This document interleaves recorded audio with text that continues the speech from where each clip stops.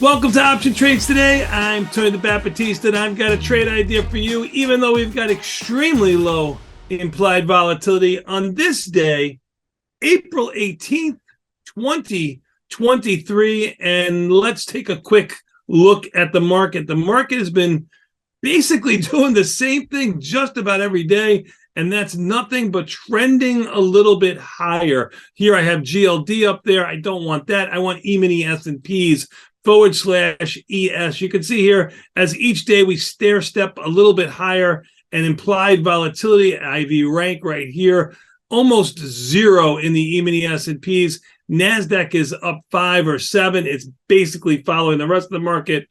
The Russell is doing the same, although not to the same degree.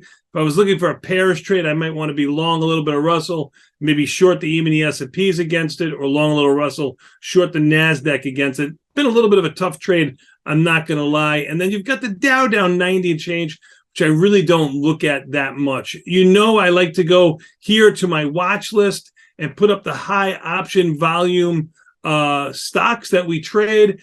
I have already clicked on earnings so that I can eliminate all the earnings, or at least have them in order here. You can see Bank of America came out with earnings earlier today. It looks basically unchanged. Netflix will be after the market closes today, and Netflix has some extremely high implied volatility relative to everything else. Even though it says only 26 IV rank, you are looking at 116% implied volatility in the 3-day options. And in May, you're looking at about half of that at 52%. But I'm not going to go there, but I will let you tell me where I should go by just doing a little bit of thinking in your head. I'm going to go to the top here and look at IVR. Let's put IVR and take a look down here. VIX has got a decent IVR at 34 in the options, but you know you can't trade VIX options. Very, very hard product, in my opinion, for retail investors to trade, because look, /VX, this is what volatility is printing at today, 1960. And if you look right here at the money where the line is, it's saying it's between 16 and 17, because that's what the VIX is printing. But with no bid ask in the VIX, these prices are really irrelevant when it comes to the option chain. You know, if you've been trading for a little bit of time, or maybe there's a good hack for you to remember, the at the money option, call and put, is going to be approximately the same price. Look at the 19 call is about $1.85, and the put's $1.30. The 20 call is about $1.55, and the puts are around $2. That lets me know that volatility is around 1950. Not what the VIX is trading at just under $17. Not what the at the money is, because there is no bid ask on volatility to figure it out. And each month has a different at the money option. Or take a look. Let's look. What do you think after what you just learned? Where do you think the VIX futures, this /VX in June, might be trading? Well, if what I told you believe, and you're looking at this, you would see it's trading just about $21 or a little bit over in volatility. All right, so a quick little bet trade hack for you. But what am I going to look at? I'm going to look at gold, GLD, with its IV rank of 37. If you look here over the last 5 days, it's down about 1%. But remember, volatility that I just showed you is down across the board everywhere. It's very hard to find high implied volatility. Matter of fact, of all the ETFs, GLD has the highest IVR of the liquid products. Now, it says 4 stars on the liquidity meter.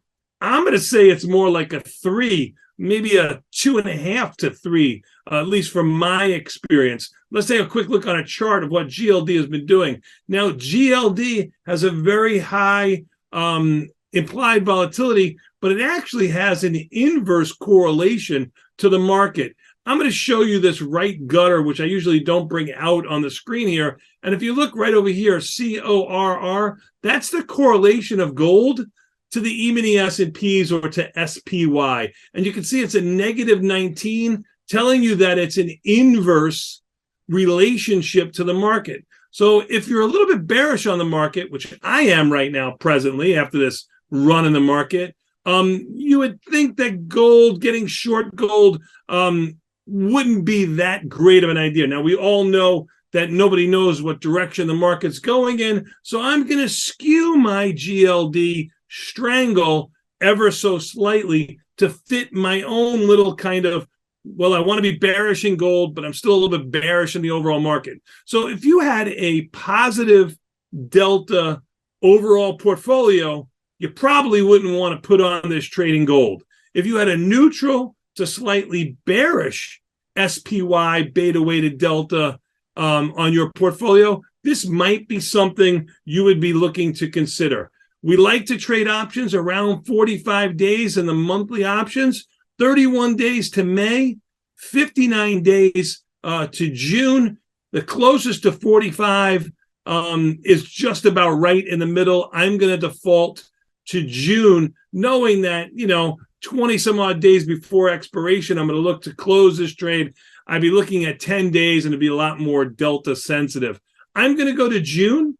I'm going to look at something like the 25 or 30 delta option. I'm going to go to the 195 calls. I'm going to look to sell one of those. I have approximately 30 deltas. And I'm going to go down to the 177 put. That has about 20 deltas, 18 to 29.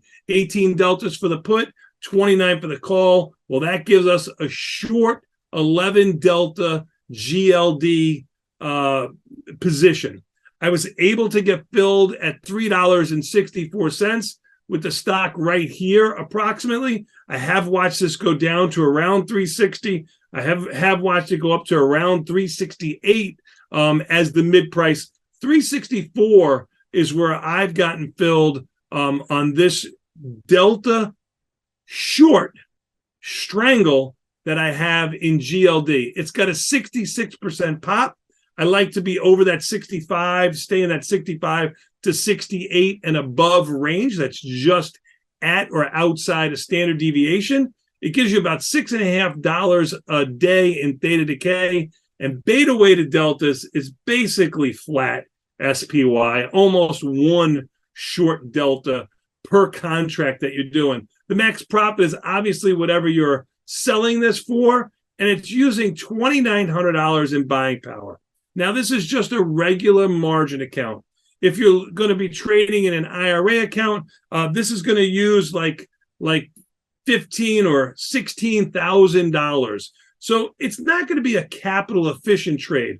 So what I might look to do is go to a really small priced option that gives me around the same amount of buying power as a strangle. I'm trying to duplicate that $2,900. I would go down to, like, let's just say I'm picking the 164. You can do the 165, 63, 62, 67. It doesn't matter. But I'm going to go down to the 164, and I'm going to go up to, I don't know, approximately the 230s. Okay, you can do the 225s. It doesn't really matter. You can make it as tight or as loose as you want to. Here, by moving at $5, you can see my my buying power effect is $3,100. If I go down to the 225s for a couple of pennies more, I can get my buying power as low or lower than what you have in a margin account. So there's always ways to, even on a skewed strangle, which is delta short, to match the same amount of buying power that you would have in a margin account that you do in an IRA account. Now, please do me a favor. I got to keep the lights on here, and I need your support. Could you move, transfer, or bring your account to Tasty Trade? Tell them the Bat sent you. They're not going to give you anything extra, but I'd appreciate it.